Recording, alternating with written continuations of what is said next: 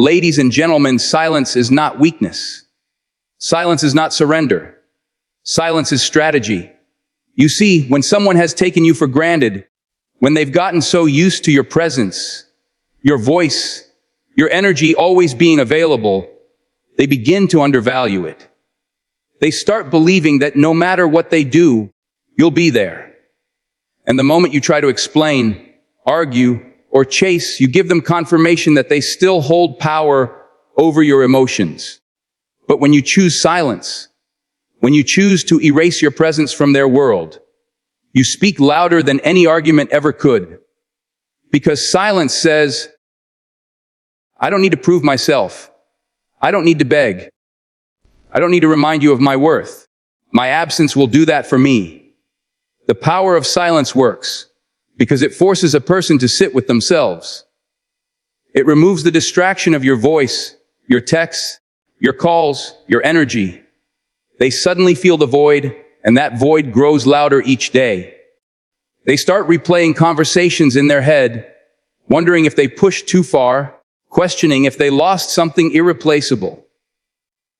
And while they sit in regret, you are moving forward, showing that your life doesn't stop just because they exited it. Silence is not about punishment. It's about positioning. You are positioning yourself as someone who doesn't need to shout to be heard. You don't need to demand respect because you command it by walking in self-control.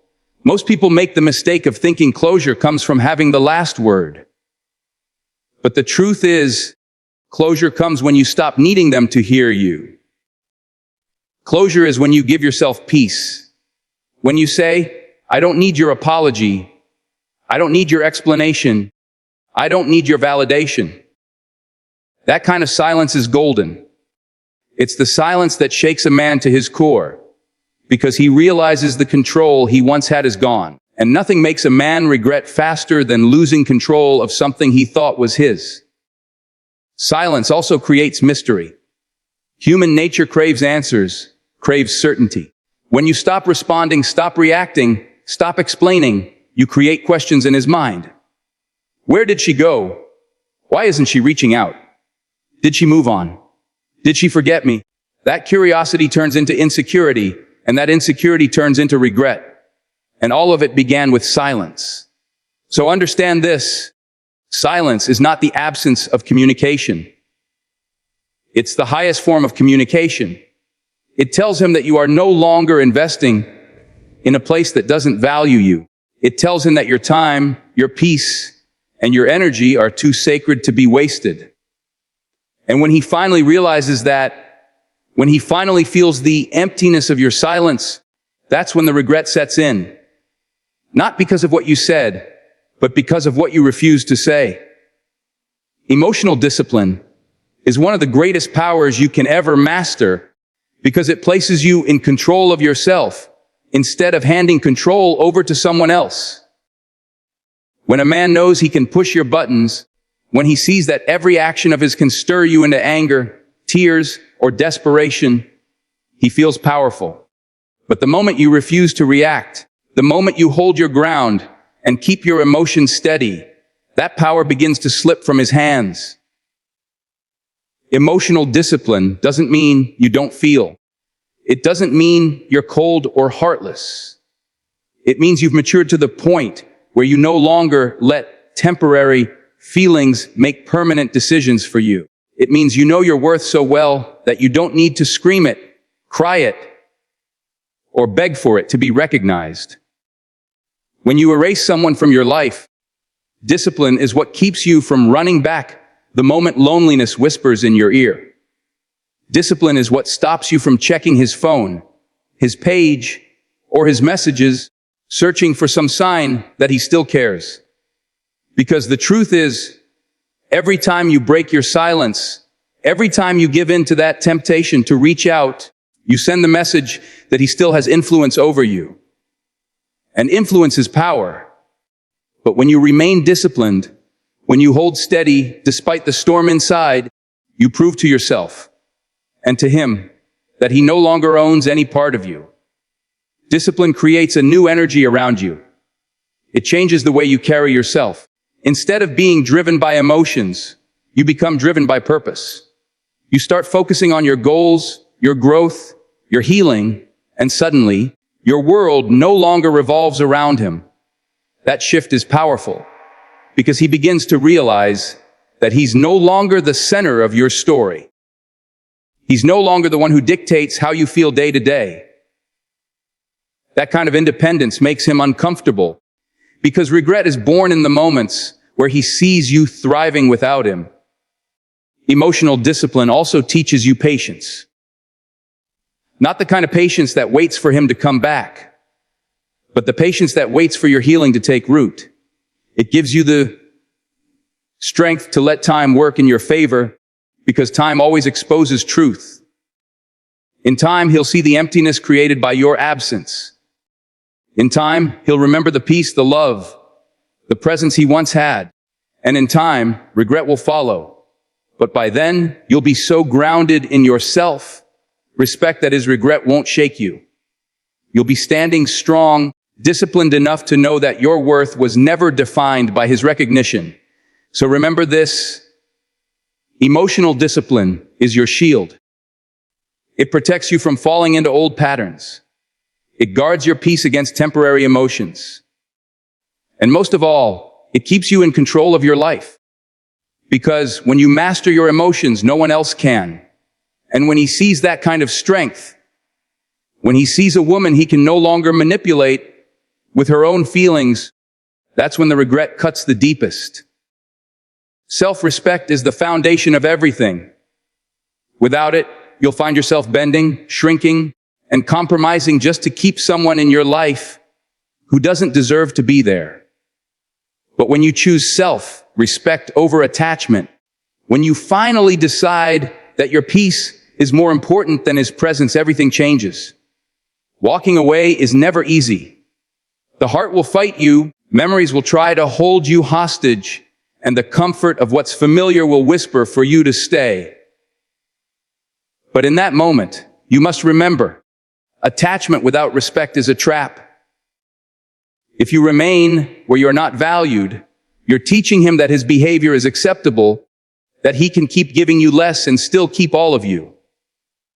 Choosing self-respect means you stop negotiating your worth. You stop waiting for crumbs of affection. You stop accepting half-hearted love. And you stop believing that your loyalty will eventually make him change. Respect says, I know what I deserve, and I refuse to stay where I'm not honored. The moment you walk away from disrespect, you teach him a lesson that words never could. He begins to understand that you are not replaceable, that your strength will not allow you to settle. And that understanding breeds regret. Because men don't regret the women who stayed no matter what. They regret the women who walked away and never looked back. Attachment is built on fear of being alone, fear of starting over, fear of not finding someone better. But self-respect destroys fear. It reminds you that you are whole, with or without him. It reminds you that being alone is far better than being with someone who diminishes you.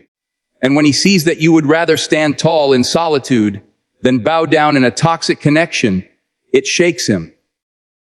Because deep down, he thought you would never leave. He thought his mistakes, his carelessness, his neglect would be forgiven forever. But your self-respect becomes the line he can't cross. And when you enforce that line, when you erase him completely, his comfort turns into panic. That panic is the birthplace of his regret. The truth is, men may not always recognize the value of love while they have it, but they always recognize the power of self-respect once it's withdrawn. They may ignore your tears, dismiss your words, and overlook your sacrifices, but they cannot ignore the silence of your absence, paired with the dignity of your walk away. That kind of strength haunts them, because it shows that your love was never desperation.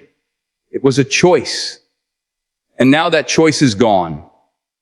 So never confuse attachment with love, and never confuse staying with loyalty. Real love honors, it uplifts, it respects. If It's not love, it's bondage. And the moment you choose yourself, the moment you step into yourself, respect and erase him from your life, you become unforgettable. And that's when regret will follow him like a shadow he cannot outrun. Absence is one of the most powerful teachers life has to offer. When you erase someone from your life, you don't just walk away. You create a mirror. That mirror reflects back to them everything they once had but failed to appreciate. As long as you're present, as long as you're still giving, they can overlook your worth. They get comfortable, they get careless, and they start to believe that you will always be there no matter how they treat you. But the moment you step away, the moment your voice, your energy, your love disappears, reality sets in. Your absence becomes the mirror that forces him to confront his actions, his choices, and the loss he created with his own hands. See, people rarely realize the value of something while it's in front of them. It's only when it's gone that the mind begins to replay the moments, the memories, the details they overlooked. That's when he'll start to remember the way you supported him when no one else did. He'll remember how you stood by him when life was heavy. He'll remember your laughter, your encouragement, your softness, your strength. And that mirror of absence will haunt him because it will remind him of the blessing he misused. Absence makes the heart search for what it once ignored. Your absence also strips away his excuses. While you were there, he could justify, minimize, and even deflect his behavior because you kept forgiving him.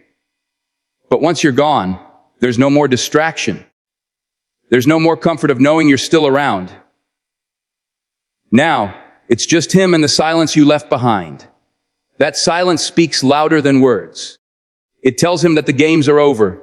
It tells him that his time has run out. And in that silence, regret grows. The mirror of absence is not just for him. It's for you too. It gives you the clarity to see what life feels like without his chaos. It allows you to breathe without constantly adjusting yourself to fit his comfort. And in that breathing space, you begin to recognize your own strength, your own beauty, your own value apart from him. This is where healing begins for you and where regret begins for him. Because the more you rise in peace, the more his reflection in that mirror becomes painful. He'll see what he lost not because you shouted it at him, but because you removed yourself and let him see the emptiness left behind. Understand this. Absence is not weakness. It's not avoidance. It's intentional. It's the bold declaration that says, if you cannot value me while I'm here, then you will learn to value me when I'm gone. And that lesson is one of the hardest any man will ever face. Because once absence becomes the mirror, he doesn't just see what he lost. He sees what he'll never have again. Independence has a glow that cannot be hidden. When you erase a man from your life and begin to rebuild yourself, there is a light that starts to shine from within you. It's not the kind of light that begs for attention. It's the kind that radiates naturally because you've chosen to stand on your own 2 feet. Independence is magnetic. It shows the world, and especially the one who took you for granted, that your happiness does not depend on anyone else. The moment you stop waiting for his validation, his love, or his approval, you step into a power that draws respect from everyone around you, including the man who thought you couldn't live without him. There's something deeply attractive about a woman who thrives on her own. Not because she hates men, not because she's closed off, but because she knows who she is and what she brings to the table. She doesn't need anyone to complete her. She is already whole. When you carry yourself with that kind of confidence, that kind of strength, you shift the balance of power. The same man who once believed you would always be there begins to see you differently. He sees that your life is moving forward, that your smile has returned, that your energy is no longer drained by his presence. That's when regret begins to take root, because nothing shakes a man more than realizing he has been replaced. Not by another man, but by your own independence. The glow of independence is built through discipline and self-love. It's in the way you start investing in yourself, taking care of your body, nurturing your mind, building your career, chasing your dreams. It's in the way you no longer wait for someone else to make you feel special, because you've learned how to pour into yourself. And as you rise, people notice. Doors start to open, opportunities start to come, and blessings start to flow, because you've made room for them by letting go of what was holding you back. That glow cannot be faked, and it cannot be ignored. For him, that glow becomes a reminder of what he lost. He sees the very best version of you emerging without him, and it forces him to confront a painful truth. He didn't just lose the woman you were. He lost the woman you are becoming. That realization is heavy because it means he forfeited not only your love, but also your future together. That is when regret burns the deepest. But the beauty of this glow is that it's not about him at all. It's about you. It's about rising above the pain, proving to yourself that you were always enough, and stepping into the fullness of your own power. Independence doesn't just make him regret. It frees you. And that freedom, that peace, that unstoppable energy is the truest revenge of all. The chase is one of the oldest dynamics between men and women, and yet it's often misunderstood. When you chase, when you cling, when you constantly remind a man of your presence, you shift the balance of power in his favor. He begins to feel as though he is the prize, as though he holds all the control, and that can lead him to take you for granted. But when you erase him, when you stop giving him your energy, when you stop running after him, everything flips. Suddenly, the very man who once acted distant, careless, or dismissive begins to feel the emptiness of your absence, and instinctively, he starts to chase. The truth is, men are wired to pursue what feels valuable and rare. When you were always available, always reaching out, always proving your loyalty, you lowered the sense of urgency in his heart. But when you remove yourself, when you step back, when you let silence and distance do the talking, his instincts kick in. He begins to feel the loss, and that loss creates desire. Your erasure becomes the spark that reignites the chase, not because you manipulated him, but because you shifted the dynamic back to where it belongs. Reversing the chase is not about games. It's about balance. It's about reclaiming your position as the prize. Too often, women forget that their value isn't in how much they give, but in how much they require. When you demand nothing, when you prove yourself endlessly, you send the message that you are replaceable. But when you walk away with dignity, when you stop chasing and start focusing on your own life, you remind him that you are irreplaceable. And suddenly, the chase returns. Not because you begged for it, but because he now realizes he has something to lose. This shift is powerful because it changes how he views you. A woman who chases communicates insecurity, but a woman who is secure enough to let go communicates strength. Strength is magnetic. It challenges him. It forces him to rise if he wants to keep up with you. And in many cases, that's exactly when regret starts to creep in. Because he remembers the woman who once gave everything freely, and now he sees a woman who demands respect by her very absence. That contrast makes him realize what he squandered. But here's the truth you must hold on to. Reversing the chase is not about getting him back. It's about reminding yourself that you should never have to chase what is meant for you. The right man won't need to be begged or convinced. He will know your value, and he will do the chasing because he wants to, not because he fears losing you. So erase him, let him feel the loss, let him run if he chooses. But know this, the real victory is not in making him chase you again. The real victory is in recognizing you were the prize all along. Detachment is not about hate. It's not about revenge. It's about reclaiming your peace. When you choose to erase someone from your life, you are not just teaching him a lesson. You are healing yourself.